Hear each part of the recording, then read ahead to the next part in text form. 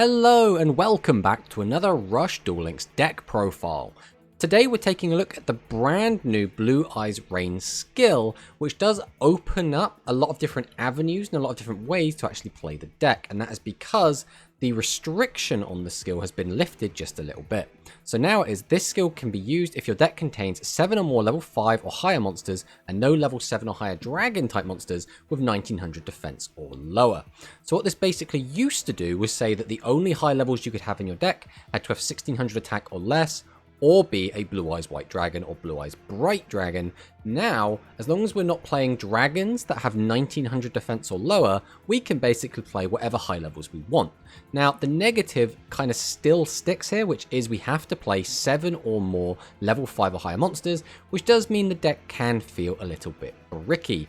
But what this does mean is we can stick a whole bunch of different boss monsters into the deck and play a bunch of different flavors of Blue Eyes, which is very interesting. It will allow us to build the deck in a myriad of different ways, and we'll be showing off a handful of those lists today. But the skill from turn 2 onward, if there is no face-up level 8 or higher monsters on your field, we can shuffle one card from our hand into the deck and reveal a Kyberman from our hand to add a Blue Eyes Bright Dragon from our deck to our hand. So Blue Eyes Bright Dragon is obviously going to be, in some of these, the main kind of beta of the deck, but in other builds this will be kind of a combo piece, I suppose is the best way to think of it. But Blue Eyes Bright Dragon is a very good card. Level 8, 2500 attack and 2500 defense, which are very good stats. This card's name becomes Blue Eyes Bright Dragon while in the hand. For our purposes, that's only really relevant for Kyberman's effect, but in the future this will be more relevant. We can send the top card of our deck to the graveyard. This turn, this card's name becomes Blue Eyes White Dragon. Again, not really relevant right now, but it will gain 500 attack. And then if we have a face-up legend normal monster on our field, we can destroy one face-up level 8 or lower monster on our opponent's field. Now, notably, a legend normal monster doesn't have to be Blue Eyes White Dragon, but in this build, we are specifically playing that. So Blue Eyes White Dragon is a pretty cool boss monster. It's one of the few cards as well that we can tribute out in defense mode and kind of be semi-protected, because not a lot of cards can actually be over 2500 defense. If we were to summon this in attack mode on, let's say, turn 1, our opponent could use Maximum Ragnarok or Magnum Overload to weaken our monster and attack over it, but when it's face down, that is not an option, so pretty cool there.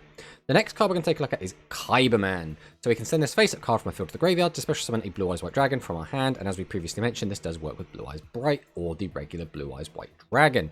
More importantly, we can use this with our skill. So if we find a Kyberman, we can then fix our hand if we have too many high levels in it, for example, put one back into our deck, grab out the Blue Eyes Bright, immediately summon it out for only one tribute, which is very, very good.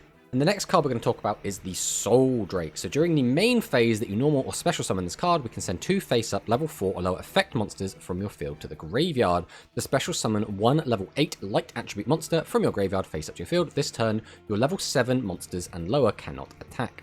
This is pretty good. If we summon out any of our level 4 or lower effect monsters, we can bring back a Blue Eyes Bright or a Blue Eyes White Dragon from the graveyard, which is pretty cool. Now, Soul Drake does have a little bit of a caveat in that we cannot attack with level 7 or under, which means we only really want to be playing this card, ideally, in decks that have level 8 monsters. And this version, which is Warrior Eyes, does indeed have a level 8 boss monster in Kime Ruler. So Kime Ruler can attack directly, which is pretty good. Sometimes that's going to be really useful, but the primary reason it's in here is because it's a 2500 level 8 warrior monster, and it being a warrior monster is very important because of Piercing Samurai. Being able to give a 2500 attack monster piercing can be extraordinarily strong in the right situation, and basically all of these decks we're going to still try and give them a way to beat set 3 pass, because if a deck can't be set 3 pass, generally it's not a very strong deck. So going through the other cards, we then have the Rising Light Angel Essel. This card is generally just quite a good card because we want to get some of our cards in the graveyard, such as Blue Eyes Bright, because then we can bring them back with the Soul Drake. On top of the fact that if we do get to cheat out a monster during our opponent's turn, because we're playing so many high levels, getting some of those out on the field for free is always going to be a really big boon. And this is a Piercing Samurai deck, which means although perhaps unlikely, if we're able to get a Kime Ruler and a Piercing Samurai out on that turn 2, we can get some big damage in, which is always very, very powerful. We also have Siesta Torero, which again is just a fantastic card to pair with Piercing Samurai, flipping monsters down and then piercing over them, especially if we have a big monster like 2500 Kime Ruler, we can get in for a big chunk of piercing damage. But Siesta Torero is also very good for refilling our deck or just attacking over monsters that have low defense. Being able to put cards back into our deck can be very, very strong. For example, putting Bright back in our deck and Kyberman means we can draw into our combo all over again. So for our spells, the first one we'll talk about is Tribute to the Doomed. Very, very powerful legend spell card. Send a card from my hand to the graveyard, destroy one monster on the field. Again, extraordinarily powerful because this outs maximums and this outs face down monsters as well as any other monster. So it's very, very versatile and very powerful. Generally, you'll see decks running this if their monsters can't handle maximums on their own. And unfortunately, this deck, we don't have any monster that can just destroy maxes. So we are basically forced to play this. We do have Dragon's Inferno. We don't have that many dragons, but because of our skill, we should have relatively easy access to Bright, which means Dragon's Inferno should be on most of the time. Then there's Talismanic Seal Array, just our other way to deal with maxes. So as you can see, we only really have the 2 ways to deal with maximums, which can make things get a little bit awkward sometimes. And then we also have the staples in Negate Attack and Buffered Slime. And then finally, Sword and Shield, because our monsters have decent defense. We have a 2000 defender in Kimerula, and all of our blue eyes have 2500 defense, which is very, very good with a card like Sword and Shield. So next up, we have Dino Eyes, and this wasn't an original idea. We did actually get this from the YouTube channel Vila Da Palha, which is another Rush YouTube channel. So this deck was inspired by their list, but basically this again uses the Blue Eyes Bright Dragon stuff as our primary beaters. We do have the Super King Rex, which is another level 8, which means again we can use Soul Drake and still attack with the Super King Rex, which is quite nice.